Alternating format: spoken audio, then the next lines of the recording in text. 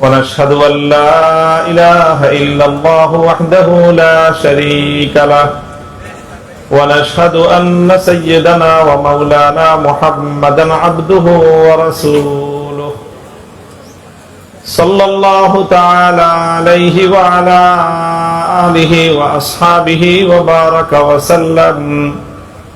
وبارك وسلم تسليما كثيرا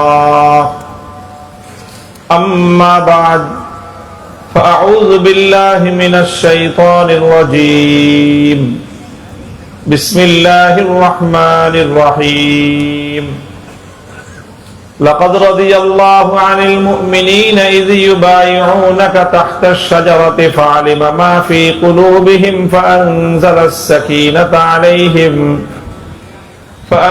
السكينة عليهم وأثابهم فتحا قريبا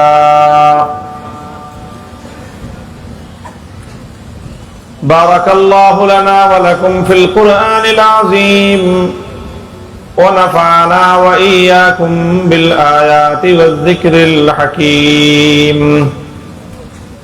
اللهم صل على محمد وعلى آل محمد كما صليت على إبراهيم وعلى آل إبراهيم إنك حميد مجيد اللهم بارك على محمد وعلى آل محمد كما باركت على إبراهيم وعلى آل إبراهيم إنك حميد مجيد محترم حضرات صدر জলসা বাংলাদেশ জাতীয় সিরত কমিটির সম্মানিত সভাপতি হযরত আল্লাহ মুফতি ইমাদউদ্দিন হাফিজাহুল্লাহ, উপস্থিত অন্যান্য উলামায়ে কেরাম, ঐতিহ্যবাহী এই ধূপখোলা মাঠে আয়োজিত আজকের এই আজিমুশ-শান সিরাতুন নবী সম্মেলনের বিপুল পরিমাণ ধর্মপ্রাণ মুসলমান ভাই ও বন্ধুগণ, পুরাতন ঢাকার আমার প্রাণপ্রিয় এলাকাবাসী, আমাদের সভাপতি সাহেব বলেছেন আজকের এই আয়োজন এটা গতানুগতিক মাহফিল না। একটা মাহফিলে 2-3 জন আলোচক আলোচনা করেন, মাহফিল ওয়াজ করেন, বয়ান করেন। আজকের এই সম্মেলনটা এটা অনেক বাংলাদেশের সকল হালকার শীর্ষ উলামায়ে কেরামের প্রতিনিধিত্বশীল আলেমদের একটা মিলন মেলা, এবং এর মাধ্যমে আমরা এখান থেকে প্রতি বছর জাতির কাছে আমরা গুরুত্বপূর্ণ কিছু বার্তা এবং মেসেজ দিয়ে থাকি। আমাদের নানান রং থাকে, নানান অবস্থান থাকে, কিন্তু আমরা কিছু কিছু মঞ্চে এসে ঐক্যবদ্ধ হই এবং এর মাধ্যমে আমরা সকলকে একটা বার্তা দেই যে আমরা আমাদের মৌলিক দ্বীন এবং ঈমানের প্রশ্নে আমরা ঐক্যবদ্ধ আছি। তো আমি একটা বিশেষ কথা বলবো। আস্তে আস্তে কোরআনে কারীমের যে আয়াতটুকু আমি তেলাওয়াত করেছি সূরাতুল ফাতহ থেকে, সেই আয়াতকে সামনে রেখে একটা কথা বলবো। সেই কথাটা বলার যে মূল কারণ সেটা আমি একটু আগে বলি। বেশ অনেক বছর আগের ঘটনা মনে পড়তেছে আমার, সম্ভবত 2006-07 দিকে পীর সাহেব মরহুম চরমনাই রহমতুল্লাহ আলাইহি, ফজলুল করিম রহমতুল্লাহ আলাইহির যখন ইন্তেকাল হলো, তো আমি আমার আব্বাজান শাইখুল হাদিস রহমতুল্লাহ আলাইহি সহ হযরত চরমনাই পীর সাহেব হুজুরের জানাজায় শরীক হওয়ার জন্য ঢাকা থেকে বরিশাল গেলাম। একেবারেই রাতের বেলায় ইন্তেকাল হয়েছে, উপস্থিত ছিল লঞ্চ তখন সদরঘাটে, শায়েখকে নিয়ে আমরা রওনা হয়ে গেলাম এবং পরের দিন সকাল বেলায় জানাজা হলো, সেই জানাজায়ও শরীক হলাম আলহামদুলিল্লাহ। তো সেই জানাজায় পীর সাহেব হুজুর চরমনাই রহমতুল্লাহ আলাইহির একজন বিআই, খুব সম্ভবত আমাদের সৈয়দ ইসহাক মোহাম্মদ আবুল খায়ের ভাই যে আছেন ওনার শ্বশুর, উনি আবার তবলিগ জামাতের একজন মুরব্বী, আমার নামটা এই মুহূর্তে ইয়াদ নেই, মুজাম্মেল সাহেব। তো ওনার বিয়ের জানাজায় শরীক হওয়ার জন্য উনিও তশরিফ এনেছেন। তো জানাজার আগে যারা যারা উপস্থিত হয়েছেন সবাই দুই চার কথা বলতেছেন। তো মুজাম্মেল সাহেবকেও বয়ান করার জন্য মাইকে নাম ঘোষণা করা হলো। তো উনিও কিছু কথা বললেন। তো যেহেতু তবলিগের মুনাসাবাতে তবলিগের একজন মুরব্বী, তো উনি পীর সাহেব হুজুর সম্পর্কে এক দুইটা কথা বললেন, আর 2-4 মিনিট যা বললেন তার সার কথা হলো এই যে ভাই আল্লাহ রাস্তায় বের হইতে হবে, চিল্লা দিতে হবে। উনি কথাই এটা বললেন যে দেখেন, আমি হলাম তবলিগের মানুষ, আমরা এই সমস্ত মজমায় কথা বলি না, কথা বলার কোন সময় সুযোগ পাইলে আমরা এই চিল্লার কথাই বলি। কাজে আপনারা সবাই যারা আছেন চরমনাইতে আসছেন, আগামীতে আপনারা সবাই আল্লাহর রাস্তায় চিল্লায় বের হবেন। কথাটা আমার কাছে খুব পছন্দ হয়েছে। তো যেখানেই আমরা যাই আমাদের প্রত্যেকের এক একটা খাস মিশন থাকে, এক একটা মিশন নিয়ে কাজ করাটা, যে প্রত্যেক ব্যক্তি, এখন তো সাধারণ জেনারেল লাইনেও এটা ব্যাপক চর্চা, যে প্রত্যেকের একটা সাধারণ এবং কমন পড়াশোনা থাকে। কমন পড়াশোনাটা করার পর প্রত্যেকে একটা বিশেষ বিষয় নিয়ে পড়াশোনা করার পর সেই বিষয়ে সে বিশেষজ্ঞ হয়। এই যে এমবিবিএস ডাক্তার যারা হয়, এমবিবিএস পাশ করার পরে ডাক্তার হয়, একটা ডিগ্রি অর্জন করে। ডিগ্রি অর্জন করার পরে এই এমবিবিএস ডাক্তারদের এখন বর্তমানে বাংলাদেশে খাওয়া নাই। শুধু এমবিবিএস দিয়ে তেমন কোনো চিকিৎসা সেবা দেওয়া সম্ভব না।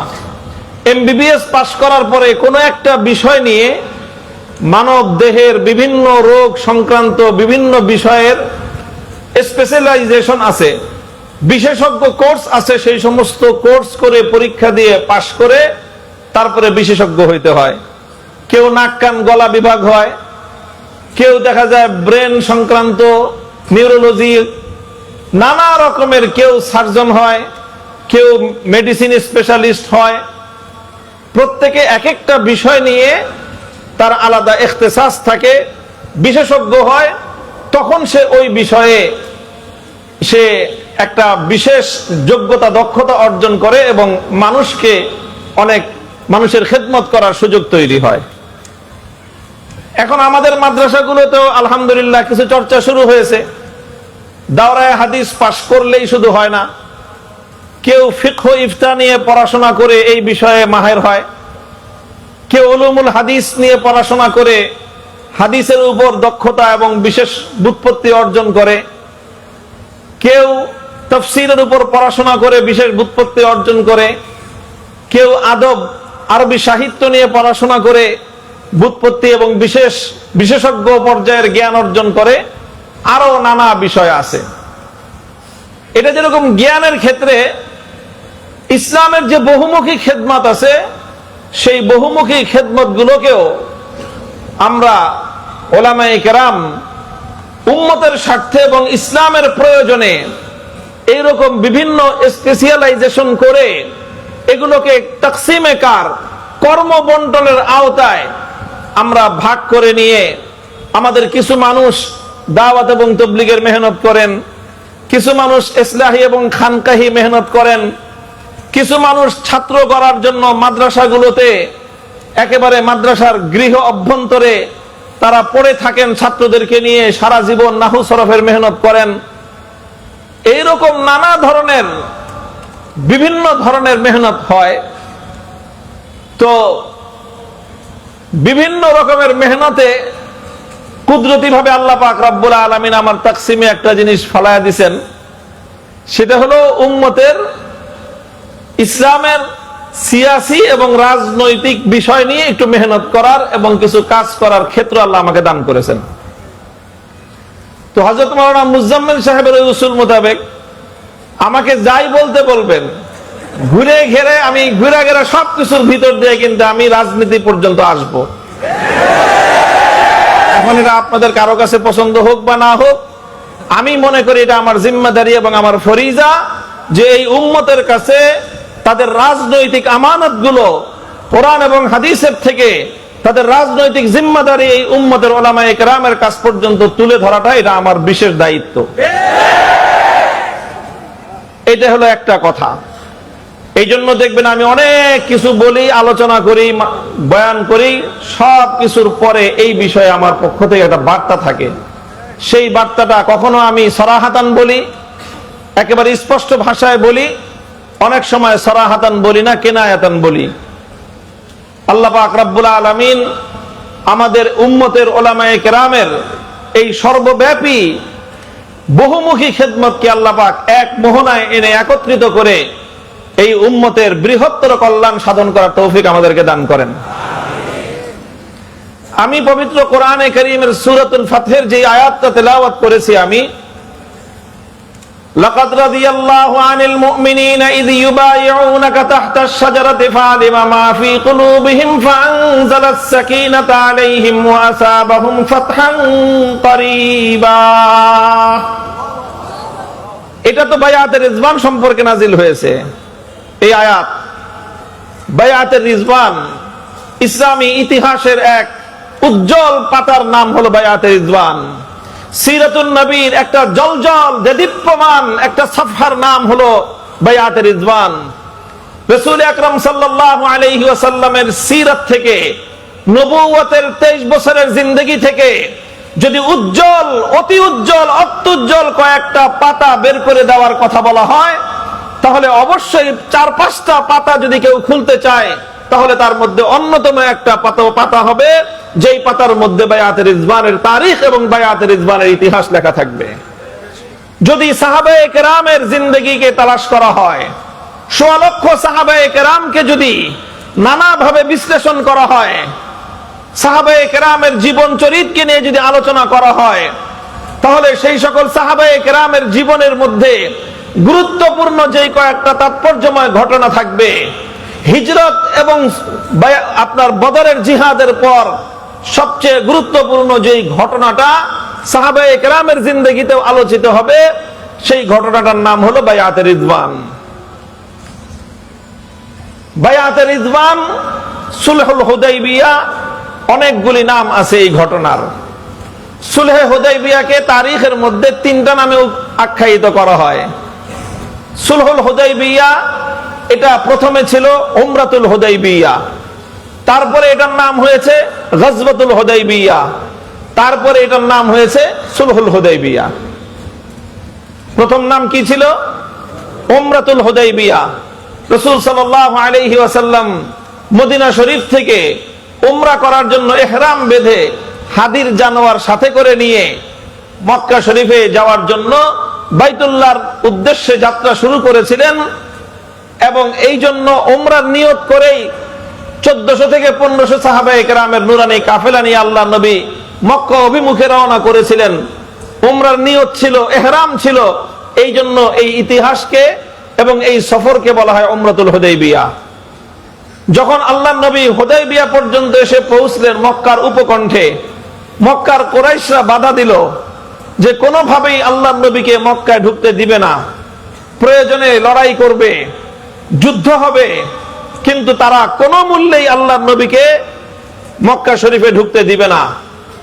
রাসূল আকরাম সাল্লাল্লাহু আলাইহি ওয়াসাল্লাম তাদের সঙ্গে আলোচনা করলেন, নানাভাবে তাদেরকে বোঝালেন যে দেখো, আমরা যুদ্ধ করতে আসি নাই, আমরা মারামারি করতে আসি নাই, সংঘাত করতে আসি নাই, আমরা এসেছি শুধুমাত্র আল্লাহর ঘর বাইতুল্লাহর সফর করব, বাইতুল্লাহর জিয়ারত করব, তাওয়াফ করব, উমরা করব, আমরা চলে যাব, আমরা আর কিছুই করব না। কিন্তু তারা কোনোভাবেই আল্লাহর নবীর এই কথা শুনলো না, এবং তারা তাদের এক কথা পরিষ্কার যে আমরা কোনোভাবেই আপনাকে মক্কা ঢুকতে দিব না। এরপরে একটা পর্যায়ে ঘটনা ঘটলো, সংবাদ আসলো, রাসূল সাল্লাল্লাহু আলাইহি ওয়াসাল্লাম আলোচনার জন্য মক্কা নগরীতে কুরাইশদের সঙ্গে আলোচনার জন্য হযরত ওসমান রাদিয়াল্লাহু তাআলা আনহুকে প্রেরণ করেছিলেন। হঠাৎ হুজুরের কাছে এরকম একটা সূত্রে সংবাদ আসলো, ওসমান রাদিয়াল্লাহু তাআলা আনহুকে শহীদ করে দেয়া হয়েছে। নবী আকরাম সাল্লাল্লাহু আলাইহি ওয়াসাল্লাম সাহাবায়ে কেরামের কাছে ঘোষণা করলেন, আমি আমার ওসমানকে মক্কাওয়ালাদের কাছে প্রেরণ করেছিলাম আলোচনার জন্য।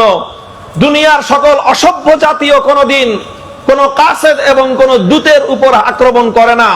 তাদের জীবনের নিরাপত্তা দেওয়া দুনিয়ার সবচেয়ে অসভ্য জাতিরও একটা সভ্যতার বলতে সর্বশেষ চিহ্ন এটা থাকে। আজ মক্কাওয়ালারা যদি আমার ওসমানকে হত্যা করে থাকে, শহীদ করে থাকে, আমি শপথ নিলাম হুদাইবিয়ার মাটি থেকে ওসমানের রক্তের বদলা নিয়ে আমি ফিরবো না। তোমরা ওসমানের হত্যার বদলা নেওয়ার জন্য কারা কারা প্রস্তুত আছো? সাহাবায়ে কেরাম খইয়ের মতো ফুটতে আরম্ভ করলেন। আল্লাহর নবী বললেন যে হয় আমরা ওসমানের হত্যার বদলা নিয়ে মক্কা বিজয় করে এখান থেকে ফিরবো, আর না হয় এই মাঠে আমাদের প্রত্যেকের জীবন যাবে, কল্লা যাবে, রক্ত দিব, কিন্তু আমরা এই অন্যায় হত্যাকাণ্ডের প্রতিশোধ না নিয়ে আমরা ফিরবো না। সাহাবায়ে কেরাম আল্লাহর নবীর হাতে বায়াত নিলেন। বায়াত আলাল মউত ছিল, এটা মৃত্যুর উপর বায়াত। আল্লাহর নবী তার 23 বছরের জিন্দেগিতে একবার মৃত্যুর উপর বায়াত গ্রহণ করেছেন, আর এর আগে পরে কখনোই বায়াত আলাল মউত আল্লাহর নবী গ্রহণ করেননি।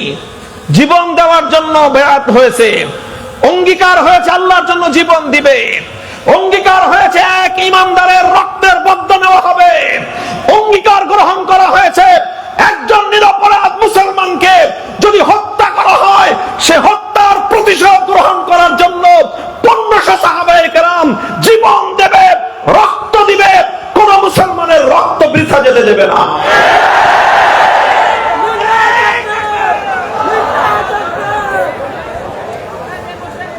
এইভাবে বায়াতে রিদওয়ান হলো।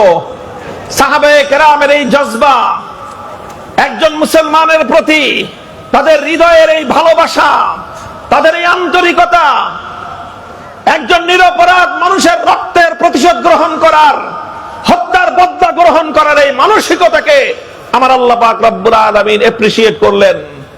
আল্লাহ শুধু সমর্থন করেছেন তাই নয়, বরং আল্লাহ পাক রব্বুল আলামিন এটাকে সর্বতোভাবে আল্লাহ পাক উৎসাহিত করলেন এবং আল্লাহ বললেন, লাকাদ রাদিয়াল্লাহু আনিল মুমিনিন ইয ইউবাইউনাকা তাহতাশ শাজারাতি।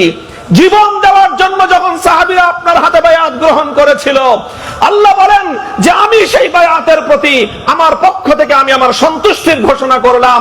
এজন্য ইতিহাসের মধ্যে এই বায়াতকে বলা হয় আল্লাহর সন্তুষ্টির বায়াত। হে মুসলমান, মনে রেখো, এক একজন ইমানদারের জীবনের দাম এত বেশি, একজন মুমিনের জীবনের মূল্য এত বেশি। একজন নিরপরাধ, একজন সাধারণ মুসলমান, যে কোনো ইমানদার অন্যায়ভাবে যদি হত্যাকাণ্ডের শিকার হয়, সেই মুমিনের জীবনের দাম এত বেশি। সেই মুমিনের জীবনের নিরাপত্তা প্রতিষ্ঠার জন্য, তার হত্যার বদলা গ্রহণ করার জন্য, তার রক্তের প্রতিশোধ গ্রহণ করার জন্য ইমানদাররা যখন বায়াত গ্রহণ করে, শপথ গ্রহণ করে, আরশের মালিক সেই শপথের উপর তার সন্তুষ্টির এলান করে দেন। এইভাবে উমরাতুল হুদাইবিয়া এটা পরিণত হয়ে গেল একটা যুদ্ধাঙ্গদেহী পরিস্থিতিতে। এই জন্য ইতিহাসের পাতায় এই ঘটনাকে দ্বিতীয় নামে নামকরণ করা হয় গজওয়াতুল হুদাইবিয়া। এই যখন চরম পর্যায়ের উত্তেজনা ছড়িয়ে পড়লো, মক্কার কুরাইশরা দেখলো যে খবর ভাবসাব ভালো না, পরিস্থিতি ভালো নয়। আজ নবীর সাহাবীরা যেভাবে জীবন দেওয়ার জন্য শপথ গ্রহণ করেছে, পরিস্থিতি এত সহজে সামাল দেওয়া যাবে বলে মনে হয় না। তখন মক্কার লোকেরা তারাও নমনীয় হয়ে গেল যে না, ঠিক আছে, মারামারির দরকার নাই, আমরা আলোচনার মাধ্যমে সমস্যার সমাধান করব। শেষ পর্যন্ত ইতিহাস লম্বা, দ্বিপাক্ষিক আলোচনা হলো, আলোচনার মাধ্যমে কিছু ধারা নির্ধারিত হলো এবং সেই ধারার মাধ্যমে কিছু কথাবার্তা ঠিক হলো। সেই কথাগুলোর মাধ্যমে একটা চুক্তি স্বাক্ষরিত হলো, যেই চুক্তিকে বলা হয় সুলহে হুদাইবিয়া। সুলহুল হুদাইবিয়া একটা সন্ধি হলো মক্কার কুরাইশদের সঙ্গে আল্লাহর নবীর। সেই সুলহুল হুদাইবিয়া তখন এটা উমরাতুল হুদাইবিয়া থেকে গজওয়াতুল হুদাইবিয়া হয়ে এটার চূড়ান্ত নাম গিয়ে দাঁড়ালো সুলহুল হুদাইবিয়া। এগুলো বলাও আমার উদ্দেশ্য না। আমি আমার অন্য একটা কথা বলার জন্য এই ঘটনার উদ্ধৃতি দিলাম। কথা যেটাই বলবো আগে তো ঘটনাটা বলতে হবে। বিষয়টা সহিহ বুখারী শরীফের মধ্যে এই সুলহে হুদাইবিয়ার বাবের মধ্যেই হযরত বারা ইবনে আযিব রাদিয়াল্লাহু তাআলা আনহু, আল্লাহর পয়গম্বরের একজন গুরুত্বপূর্ণ সাহাবী বারা ইবনে আযিব রাদিয়াল্লাহু তাআলা আনহু, তিনি বর্ণনা করেন অন্যান্য সাধারণ মুসলমানদেরকে লক্ষ্য করে একদিন হযরত বারা ইবনে আযিব বললেন, তাউদ্দুনা আনতুমুল ফাতহা ফাতহা মাক্কাতা, তাউদ্দুনা আনতুমুল ফাতহা ফাতহা মাক্কাতা, তোমরা মনে করো আল্লাহর নবীর জীবনের সবচেয়ে বড় ঐতিহাসিক বিজয় হলো মক্কা বিজয়। এটাই সাধারণ কথা, কারণ মক্কা বিজয়ের মাধ্যমে ইসলামের একটা বিশাল গৌরব প্রতিষ্ঠিত হয়েছিল। যেই জমিন থেকে আল্লাহর নবী 8 বছর আগে নিতান্ত নিঃস্ব অসহায় অবস্থায় যেই জমিন থেকে আল্লাহর নবীকে বের করে দেওয়া হয়েছিল, সাহাবায়ে কেরামকে বের করে দেওয়া হয়েছিল, নিজের জন্মভূমি ছাড়তে হয়েছিল, ইতিহাসের বর্বরতম সমস্ত অত্যাচার এবং নির্যাতনের স্টিম রোলার গুলো পরিচালিত হয়েছিল, ইতিহাসের নির্মম সকল অধ্যায়গুলো রচিত হয়েছিল যেই মাটিতে, আল্লাহর নবী সেই মাটিতে বিজয়ী বেশে প্রবেশ করেছিলেন মক্কা বিজয়ের দিন। এবং মক্কা বিজয়ের মাধ্যমেই মূলত মক্কার কুরাইশদের সাথে ইসলামের সকল দ্বন্দ্ব এবং সংঘাত চূড়ান্ত ফয়সালা হয়ে যায় এবং এই বিরোধ নিষ্পত্তি হয়ে মক্কা নিরঙ্কুশ ভাবে ইসলামের বিজয় প্রতিষ্ঠিত হয়। এই জন্য ফতহে মক্কা এটা ইসলামের খুব গুরুত্বপূর্ণ একটা ঘটনা এবং একটা ঐতিহাসিক বিজয়, যেটাকে স্বাধীনতা দিবস বলা যায়, বিজয় দিবস বলা যায়। আমরা যেরকম বাঙালি জাতি আমরা বিজয় দিবস উদযাপন করি, মুসলিম জাতির জন্যও সত্যিকার অর্থে আল্লাহর নবীর 23 বছরের জীবন পর্যালোচনা করলে চূড়ান্ত বিজয় দিবস তো ছিল ফতহে মক্কার দিন। মক্কা বিজয়ের দিনটাই ছিল বিজয় দিবসের দিন।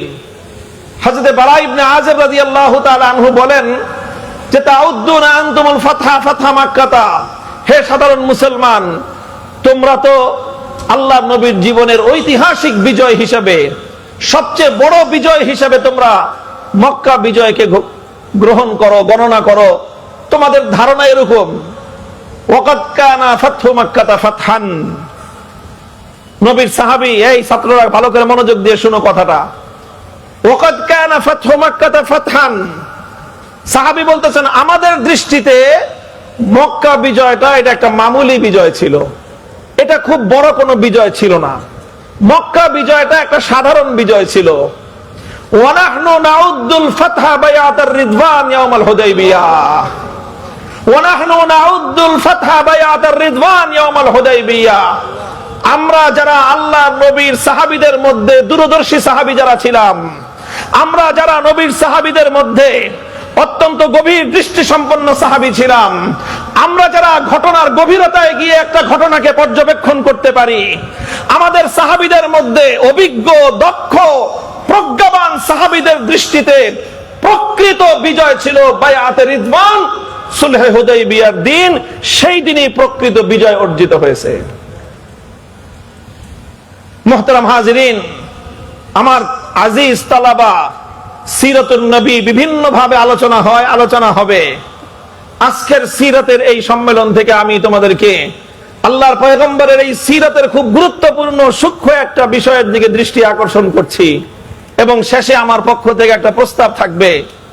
আমার জাতির ওলামায়ে কেরাম এবং যারা আমাদের জিম্মাদারান আকাবির ওলামায়ে কেরামকে খেতাব করে, নাম নিয়ে নিয়ে আমি খেতাব করে একটা কথা বলে যাব তোমাদের মতো তোমাদের একজন বড় ভাই হিসেবে।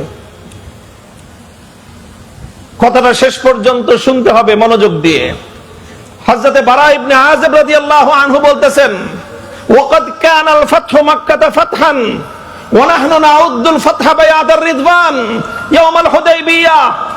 যদি আসলে সত্যিকার অর্থে গভীর দৃষ্টি দেওয়া হয়, তাৎপর্যপূর্ণ বিজয় হিসেবে চিহ্নিত করতে হয়, অন্তর্দৃষ্টি দিয়ে যদি বিশ্লেষণ করতে হয়, তাহলে বলতে হবে প্রকৃত বিজয় মক্কা বিজয়ের দিন ছিল না, প্রকৃত বিজয় রচিত হয়েছিল হুদায়বিয়ার দিন। সেই গাছের নিচে, গাছের ছায়ার তলে আল্লাহর নবী যখন বায়াতুর রিজওয়ান গ্রহণ করেছিলেন, আমাদের কাছ থেকে আল্লাহর দ্বীনের জন্য জীবন উৎসর্গ করার শপথ গ্রহণ করেছিলেন। সেই শপথের মাধ্যমে হুদায়বিয়ার মাঠেই চূড়ান্ত বিজয়ের ভিত তৈরি হয়েছিল। আজ বাংলাদেশকে আমরা বলি, তোমরা 36শে জুলাইকে প্রকৃত বিজয় বলো। আমি বলতে চাই, প্রকৃত বিজয়ের ভিত তৈরি হয়েছিল 2013 সালের 5ই মে শাপলা চত্বরে।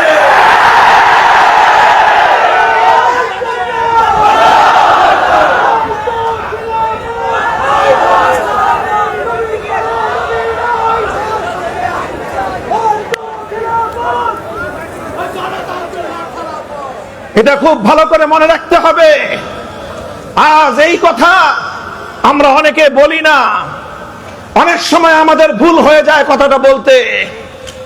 হে উম্মতের উলামায়ে কেরাম, হে সাহাবায়ে কেরামের উত্তরসূরিরা, সত্যিকার আশিক রাসূল, সত্যিকার আশিক রাসূল, আল্লাহর নবীর উম্মতেরা মনে রেখো, শাপলা চত্বরে নবী প্রেমিক আল্লাহর পয়গম্বরের আশিক রাসূল উম্মতদের রক্তের ঋণ যদি তোমরা ভুলে যাও, ইতিহাস তোমাকে গাদ্দার হিসেবে চিহ্নিত করবে।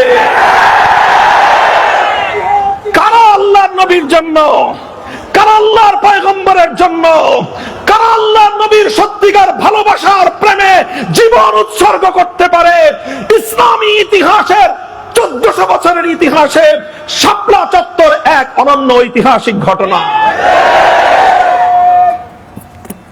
আল্লাহর নবীর ইজ্জতের উপর যখন আঘাত আসে, যখন আমার নবীর ইজ্জত নিয়ে ছিনিমিনি খেলা হয়, যখন আমার নবীর পুত পবিত্র চরিত্রের উপর কালিমা লেপন করার চেষ্টা করা হয়, যখন আমার নবীর ইজ্জতের চাদর নিয়ে টানাহেচড়া করা হয়, আশিক রাসূল হিসেবে অনেকেই নিজেকে পরিচয় দিতে পারে, কিন্তু যখন আল্লাহর নবীর ইজ্জতের হেফাজতের জন্য শাহাদাতের রক্তের নজরানার প্রয়োজন হয়, তখন সেই নবীর ইজ্জতের জন্য রক্তের নজরানা কারা দিতে প্রস্তুত, শাপলা চত্বরে বাংলাদেশের উলামায়ে কওমিয়া প্রমাণ করে দিয়েছে।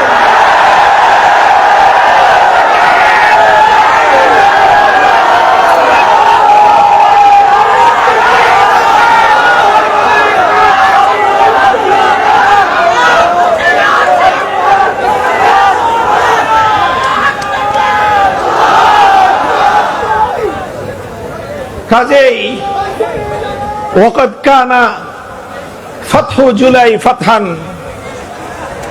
ওয়াকাদ কানা ফাতহু জুলাই ফাতহান ওয়া নাহনু নাউদ্দুল ফাতহা ইয়াওমা শাপলা চত্বর। প্রকৃত বিজয় সেখানেই তৈরি হয়েছিল। বিজয়ের ভিত শাহাদাতের রক্ত দিয়ে আল্লামা মুহাম্মদ শফি জুনায়েদ বাবুনগরের সন্তানরা কায়েম করেছিল। রক্ত দিয়ে শাপলা চত্বরে বিজয়ের বীজ রচনা করা হয়েছিল। সেই বীজ ফুলে ফলে সুশোভিত হয়ে এক যুগের পর 2024 সালের জুলাই মাসে আগ্নেয়গিরি হিসেবে প্রতিফলিত হয়েছিল। আজ বাংলাদেশের সরকার, জুলাই বিপ্লবের মাধ্যমে প্রতিষ্ঠিত সরকার, আপনাদেরকে বলতে চাই, শাপলা চত্বরের কথা স্মরণ করবেন, কৃতজ্ঞতা চিত্তে মনে রাখবেন। যদি শাপলার শহীদদের সঙ্গে যদি অকৃতজ্ঞতার প্রদর্শন করা হয়, শাপলার শহীদদেরকে যদি আমার বাংলাদেশের রাষ্ট্র অথবা সরকার স্বীকৃতি দিতে ব্যর্থ হয়, আমি এই সরকার এবং রাষ্ট্রযন্ত্রকে গাদ্দার ও বিশ্বাসঘাতক বলে আখ্যায়িত করতে চাই। আমরা জাতীয় সংসদে বলেছি এই কথা। আমার পক্ষ থেকে অ্যাসাইনমেন্ট নিয়ে আমার সংসদ সদস্য বলিষ্ঠ কণ্ঠে এই বিগত বাজেট অধিবেশনে জাতীয় সংসদে প্রস্তাব উত্থাপন করেছিল যে জুলাই শহীদদেরকে যেভাবে রাষ্ট্র সম্মাননা দিয়েছে, প্রতিটি শহীদ পরিবারের জন্য রাষ্ট্রীয়ভাবে বরাদ্দ দেওয়া হয়েছে। আমাদের কাছে বরাদ্দটা খুব বড় কোনো প্রশ্ন নয়, আমাদের কাছে স্বীকৃতি এবং মর্যাদাটাই বড় প্রশ্ন। হে বাংলাদেশ, নতুন বাংলাদেশ, ৩৬শে জুলাই বাংলার পূর্বাকাশে যে নতুন স্বাধীনতার সূর্যের উদয় হয়েছে, মনে রেখো এই স্বাধীনতার সূর্য শুধুমাত্র ২৪শে জুলাই বিপ্লবের মাধ্যমে হয় নাই। এই স্বাধীনতার সূর্য রক্তিম হওয়ার জন্য, এই স্বাধীনতার সূর্য লাল হওয়ার জন্য সর্বপ্রথম যেই রক্তের ফোঁটা আল্লাহর জমিনে পতিত হয়েছে সেটা ছিল আশিকে রাসূল হেফাজতে ইসলামের রক্ত। কাজেই আজও পর্যন্ত বাংলাদেশ, আজও পর্যন্ত বাংলাদেশের রাষ্ট্র, আজও পর্যন্ত বাংলাদেশের সরকার শাপলার সেই শহীদদেরকে এখনো পর্যন্ত যথাযোগ্য সম্মান মর্যাদা দিতে পারে নাই। জাতি হিসেবে এটা আমাদের জন্য লজ্জার বিষয়। এবার আমরা সংসদে বলেছি, এভাবে মাঠে বলছি, আমরা আর কিছুদিন দেখব, এরপরে আমার ভাইয়ের রক্তের মূল্য আদায় করার জন্য, আমাদের ভাইদের রক্তের সম্মান আর মর্যাদা আদায় করার জন্য এর চেয়ে বড় যদি কিছু করতে হয় সেটা করতে এক চুল পরিমাণ কুণ্ঠিত হব না আমরা ইনশাআল্লাহ। কাজেই যতবার জুলাইয়ের কথা আসবে ততবার শাপলা থেকে শুরু করতে হবে। যতবার জুলাই বিপ্লবের কথা বলবে ততবার শাপলার শহীদদেরকে স্মরণ করতে হবে। যতবার বাংলাদেশের স্বাধীনতার কথা বলবে ততবার হেফাজতে ইসলামের নাম উচ্চারণ করতে হবে। যতবার ফ্যাসিবাদের বিরুদ্ধে কথা বলবে ততবার শহীদে ইসলাম আল্লামা জুনায়েদ বাবুনগরীর নাম উচ্চারণ করতে হবে, আল্লামা আহমদ শফীর নাম বলতে হবে। হে জাতি, হে বাংলাদেশের ফ্যাসিবাদ পরবর্তী স্বাধীন বাংলাদেশের নাগরিকরা, আল্লামা আহমদ শফীর কৃতজ্ঞতা যদি তোমরা স্বীকার না করো, আল্লামা জুনায়েদ বাবুনগরীর সংগ্রামী ভূমিকাকে যদি তোমরা ভুলে যাও, আল্লাহর কসম জাতি হিসেবে তোমরা কোনোদিন কৃতজ্ঞ জাতি হিসেবে পরিচয় দিতে পারবে না। এটা হলো আমার একটা বার্তা, একটা বার্তা। আমি দাবি করি জুলাই আমাদের লড়াই। আমি বই লিখেছি জুলাই কেন আমাদের লড়াই। জুলাইয়ের উপর, জুলাইয়ের বিপ্লবের উপর আমাদের সত্য আছে, আমাদের মালিকানা আছে। এই মালিকানা কারো অনুগ্রহে নয়, এই মালিকানা কারো অনুদানে নয়, এই মালিকানা প্রতিষ্ঠিত করেছি আমরা রক্তের নজরানা দিয়ে। এই মালিকানা আমরা প্রতিষ্ঠিত করেছি আমাদের জীবন বিপন্ন করে। এই মালিকানা আমরা প্রতিষ্ঠিত করেছি দিনের পর রাত, রাতের পর দিন কারাগারের অন্ধকার কুঠুরিতে দিন গুজরান করে। এই মালিকানা আমরা প্রতিষ্ঠিত করেছি স্বৈরাচারী ড্যাডি ফেরাউনের চোখের উপর চোখ রেখে কথা বলে। এই মালিকানা আমরা প্রতিষ্ঠিত করেছি স্বৈরাচারী জালিম ইতিহাসের কুখ্যাত বর্বর শাসকের হুমকি আর ধমকিকে উপেক্ষা করে। কেউ যদি আমাদের এই মালিকানাকে দুর্বল করে দিতে চান, যদি তিনি আমার ঘরানার হন, আত্মঘাতী চিন্তা করতেছেন। তিনি যদি আমাদের অন্য ঘরানার হন, ষড়যন্ত্রে লিপ্ত হয়েছেন। ষড়যন্ত্রকারীরাও হুঁশিয়ার হয়ে যান। যারা আত্মঘাতী চিন্তা করেন, আপনারা আর একটু সচেতন হন, সচেতন হন। এভাবে জুলাই পর্যন্ত আসতে যতগুলো রক্তের দরিয়া পার হতে হয়েছে, জুলাই একদিনে তৈরি হয় নাই, ফ্যাসিবাদ একদিনে বিদায় হয় নাই। এই আধিপত্যবাদী জগদ্দল পাথরের মতো চেপে বসা ইসলাম বিরোধী মূর্তি প্রতীকের শক্তি এমনিতেই জমিন থেকে বিদায় হয় নাই। একটার পর একটা রক্তের দরিয়া পার হতে হয়েছে। প্রথম রক্তের দরিয়া পার হয়েছে শাপলা চত্বরের বীর শহীদানরা। এরপর রক্তের দরিয়া পার হয়েছে 2021 সালের মোদী বিরোধী আন্দোলনের হেফাজতের কর্মীরা। চূড়ান্ত লড়াই হয়েছিল 2024-এর জুলাই মাসে। সেই জুলাই মাসেও এদেশের আজাদীর সন্তান হিসেবে এদেশের আলেম সমাজ, কওমি মাদ্রাসার সন্তানদের যে অবদান স্বর্ণাক্ষরে লিখে রাখতে বাধ্য হবে ইতিহাস। মুহতারাম হাজিরিন, কাজেই আজ নতুন বাংলাদেশ বিনির্মাণে, নতুন বাংলাদেশ তৈরির ক্ষেত্রে যে আলাপ, যে আলোচনা, আমরা তার অন্যতম স্টেক হোল্ডার। আমাদেরকে বাদ দিয়ে নতুন বাংলাদেশের আলাপ আলোচনা কশ্চিনকালও গ্রহণযোগ্য হতে পারে না। মনে রাখতে হবে এই কথা। হে আমার সন্তানেরা, সিংহ শার্দুলেরা মনে রেখো, রাষ্ট্রের উপর তোমার অধিকার কেউ তোমাকে করুণা করে দেবে না, তোমাকে তোমার অধিকার এভাবে আদায় করে নিতে হবে। রক্ত দিয়ে যেভাবে অধিকার প্রতিষ্ঠা করেছো, রক্ত দিয়ে যেভাবে তোমরা তোমাদের মালিকানার সত্যকে প্রতিষ্ঠা করেছো, ঠিক সেভাবে মুষ্টিবদ্ধ হাতে হুঙ্কার দিয়ে মাথা উঁচু করে দাঁড়িয়ে নিজের হিস্সা নিজেরা বুঝে নিতে হবে ইনশাআল্লাহ। এই জায়গাটায় আমি আমাদের আন্তদলীয় যত বিরোধ আছে সেই বিরোধগুলোকে মাথার উপর উঠে রাখতে বলি। এখানে আমাদের মধ্যে কোনো বিরোধ নাই। ইসলামী আন্দোলন, বাংলাদেশ খেলাফত মজলিসের মধ্যে এই পয়েন্টে কোনো বিরোধ থাকতে পারে না। চরমনাইয়ের সাথে শাইখুল হাদিসের পরিবারের কোনো বিরোধ থাকতে পারে না। জমিয়ত উলামায়ে ইসলামের সাথে এই পয়েন্টে আমাদের কোনো বিরোধ থাকতে পারে না। নিজামে ইসলামের সাথে কোনো বিরোধ থাকতে পারে না। হাতে হাত রেখে রক্ত দিয়ে যেভাবে আমরা জমিনে আমাদের মালিকানা কায়েম করেছি, আমাদের ভাইরা শাহাদাতের রক্ত দিয়ে কাফনের কাপড় পরে তারা যেভাবে কবরে গিয়ে শুয়ে আছে, ঠিক সেভাবে প্রয়োজনে আবার কাফনের কাপড় দিয়ে পাগড়ি বাঁধতে হবে। এরপরেও আমাদের অধিকার ছিনিয়ে আনতেই হবে, ছিনিয়ে আনতেই হবে ইনশাআল্লাহ।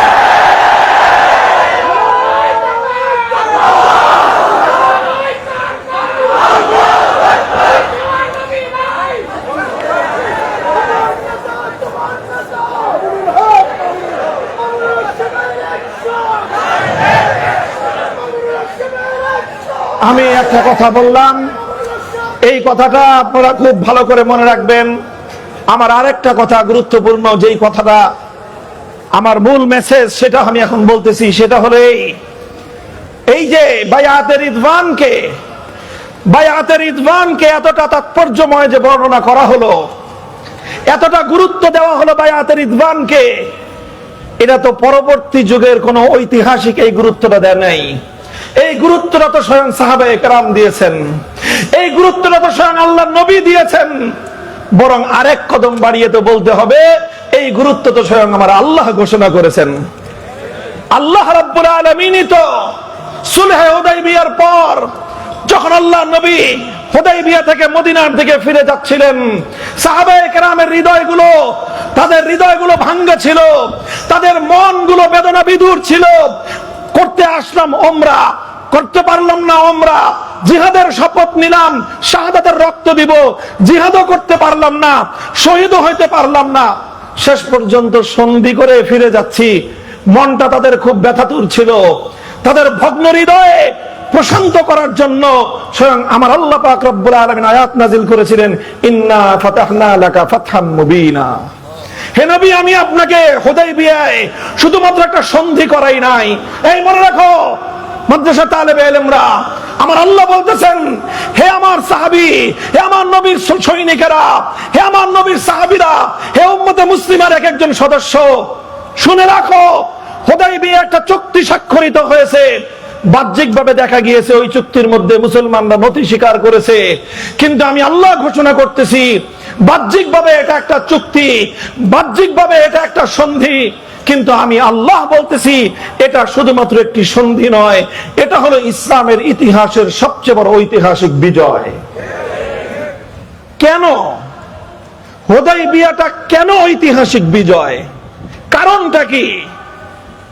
আপনারা এবার সমস্ত শুরুহাত বুখারী শরীফের যত সরা আছে, ফাতহুল বারী খুলেন, উমদাতুল কারী খুলেন, শরহে মুসলিম নববী খুলেন, আজ পর্যন্ত আমাদের আকাবিরিনদের লেখা, আল্লামা শাব্বির আহমদ উসমানীর ফাতহুল মুলহিম খুলেন, আল্লামা নববী খুলেন, সমস্ত হাদিসের ব্যাখ্যা গ্রন্থগুলো খুলে আপনারা এই প্রশ্ন পড়েন, কোরআনের ওই আয়াতের তাফসীর পড়েন, একেবারে প্রথম যুগ থেকে নিয়ে বর্তমান যুগ পর্যন্ত মুফাসসিরিনদের লেখা তাফসীরগুলো পড়েন।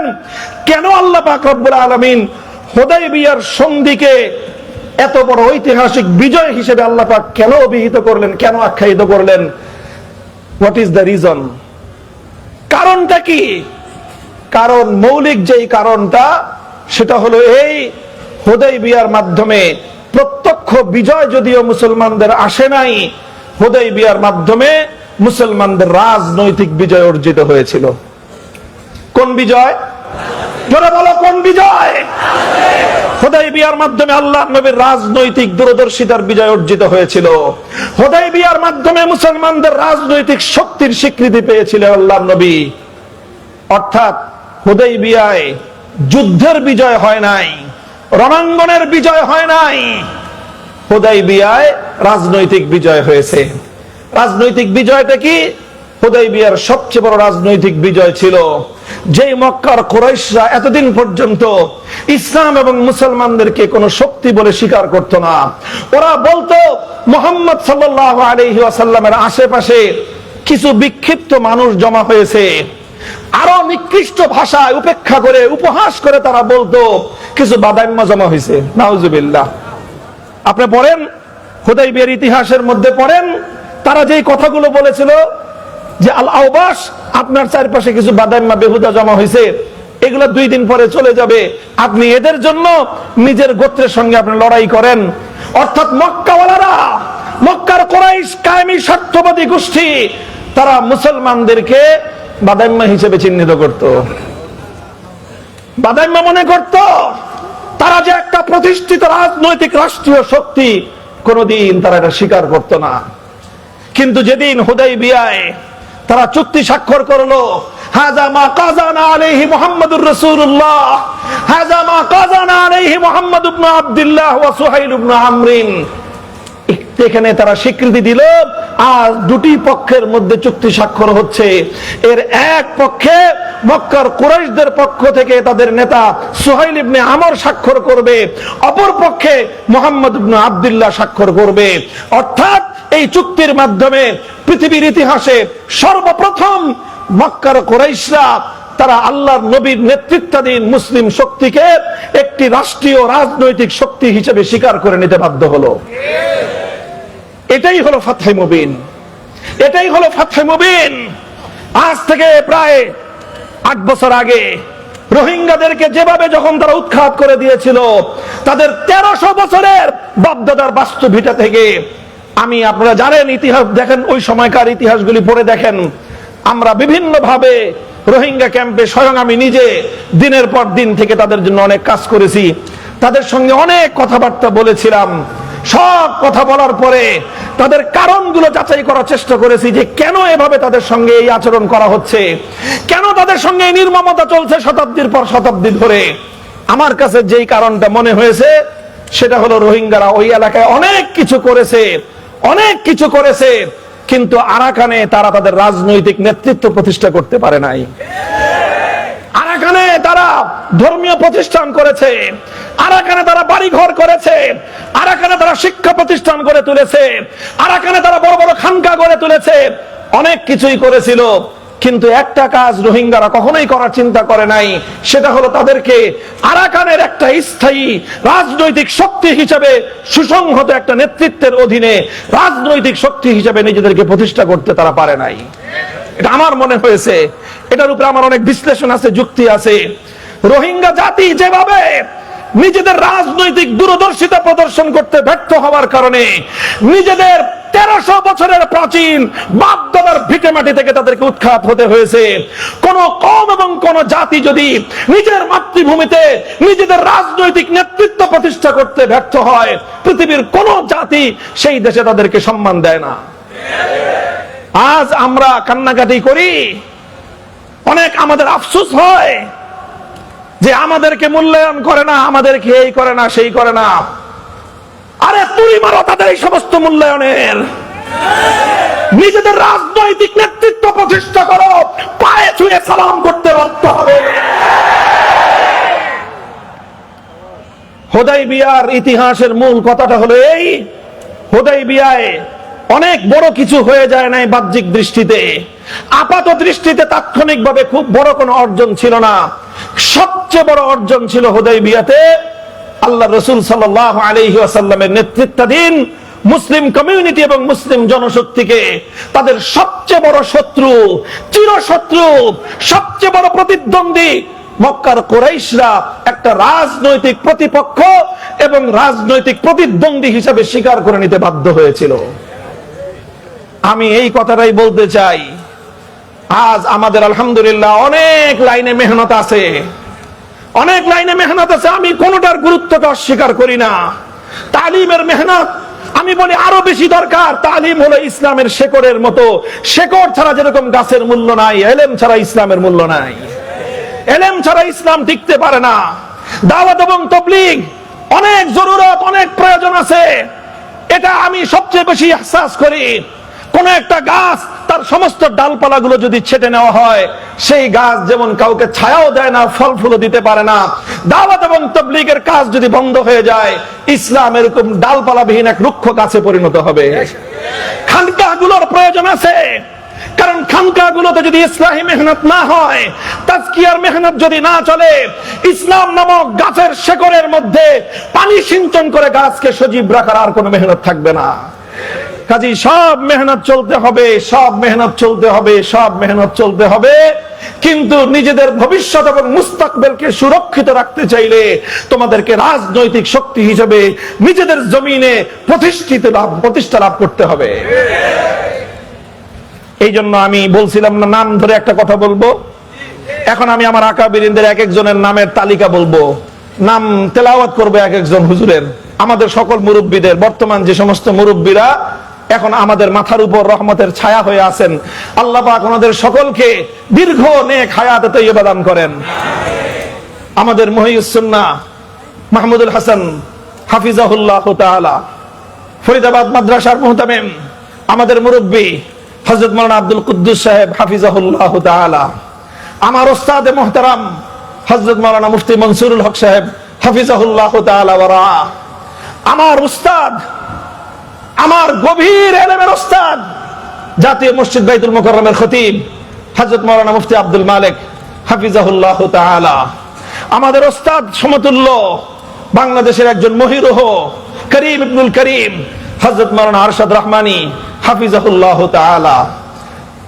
এভাবে আমাদের উস্তাদ সমতুল্য উম্মুল মাদারিস হাটহাজারী মাদ্রাসার হযরত মুহতামিম সাহেব হযরত মাওলানা খলিল আহমদ কুরাইশি হাফিজাহুল্লাহ তাআলা। এইভাবে যদি আমি নাম নিতে চাই, আমাদের আমির হেফাজত, আমি তো বলি উনি আমার আমির, শুধু আমাদের আমির নয়, উনি আমার আমির। এবং ওনার বর্তমান দিলের যে জ্বলন, ওনার হৃদয়ের যে কান্না, আমার দাবি হলো ওনার হৃদয়ের সেই কান্না আমি সবচেয়ে বেশি অনুভব করি। কারণ আমার জীবনের সবচেয়ে কঠিন সময়ে 3 বছরের হাসিনার জুলুমের জিন্দানখানায় আমি অনুভব করেছি আমার হৃদয়ে সান্ত্বনার পরশ হয়ে বুলিয়ে দিত আমির হেফাজত আল্লামা শাহ মুহিবুল্লাহ বাবুনগরীর দোয়া এবং তার স্নেহের পরশ। কাজেই আমি সেই আমার আমিরের কোনদিন কোন নির্দেশ অমান্য আমি করি না। আমি ওনার হৃদয়ের জ্বলন এবং হৃদয়ের আকুতি বুঝেছি, এবং হৃদয়ের আকুতি বুঝে সেই আকুতি পূরণ করার জন্যই আমার জান কোরবান করার শপথ নিয়েছি। আমি সব কথাগুলো বলছি, উম্মতের উলামায়ে কেরামকে লক্ষ্য করে বলছি। এই যে বড় বড় ইদারাগুলোর কথা বললাম, হাটহাজারী থেকে পটিয়া মাদ্রাসা, আমাদের যাত্রাবাড়ি মাদ্রাসা, আমাদের ফরিদাবাদ মাদ্রাসা, আমাদের জামিয়া কোরআনিয়া লালবাগ মাদ্রাসা, আমাদের এই সমস্ত ইতিহাসের একেবারে জ্বলন্ত এক একটা উজ্জ্বল নক্ষত্রের মতো জ্বলজ্বল করা তারকা প্রতিষ্ঠান, হাজার হাজার মুআল্লিম তৈরি করতেছেন আপনারা, যারা তালিমের মেহনতকে জিন্দা রেখেছে। হাজার হাজার মুবাল্লিগ তৈরি করতেছেন, সহিহ নাহজের উপর তাবলীগ চালাইতেছে। হাজার হাজার মুসলিম এবং মুজাক্কি তৈরি করতেছেন, খানকাগুলো চালাচ্ছে। আরো অনেক হাজার হাজার দায়ী পয়দা করতেছেন, যারা উম্মতের দাওয়াত এবং ওয়াজের মেহনতের ময়দানে মেহনত তারা করতেছেন।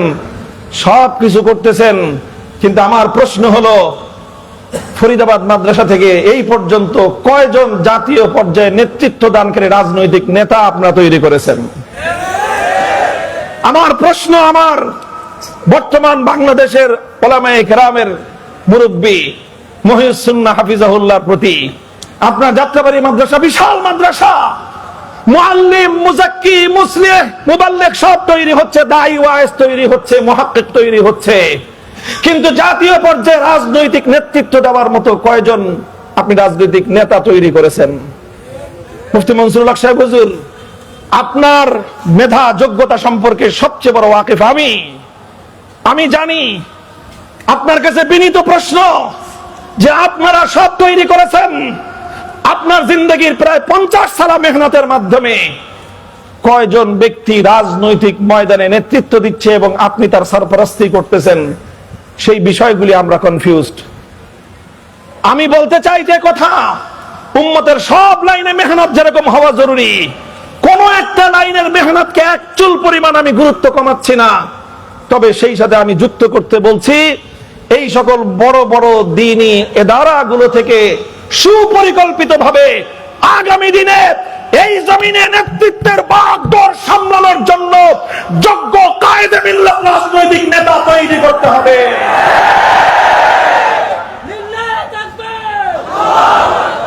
যদি আমরা সেই রাজনৈতিক নেতৃত্ব প্রতিষ্ঠা করতে পারি, ইনশাআল্লাহ এই জমিনে আমাদের তালিমের মেহনত, আমাদের তাবলীগের মেহনত, আমাদের তাজকিয়ার মেহনত, আমাদের দাওয়াতের মেহনত, এই সবগুলো মেহনত শুধুমাত্র সুরক্ষিতই থাকবে না, বরং এগুলোর পরিপূর্ণ সুফল আমরা ভোগ করতে পারবো। কারো কাছে আমাদের ধর্ণা দেওয়া লাগবে না। আল্লাহর কসম খেয়ে বলি, আজ বাংলাদেশের মাটিতে যত ধরনের জনগোষ্ঠী আছে, যত শ্রেণীর মানুষ আছে, আমাদের এই দেশের ওলামায়ে হাক্কানি, ওলামায়ে দেওবন্দীদের কাছে দ্বীন এবং মিল্লাতের জন্য ওয়াকাতরে রক্ত দেওয়ার জন্য প্রস্তুত যেই জনগোষ্ঠী আছে, সেই জনগোষ্ঠী বিএনপি, আওয়ামী লীগ, এমনকি জামাতে ইসলাম সহ কোন রাজনৈতিক দলের কাছেও এইরকম ম্যান পাওয়ার নাই।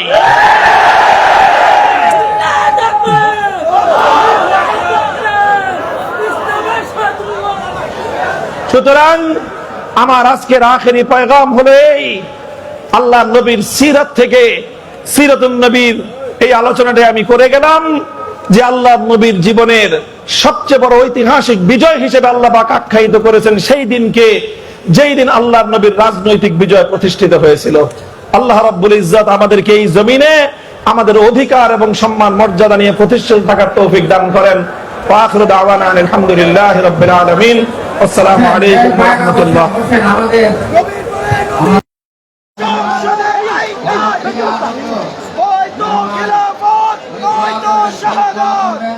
সুতার টুপি খুলতে হবে, লোহার টুপি পড়তে হবে।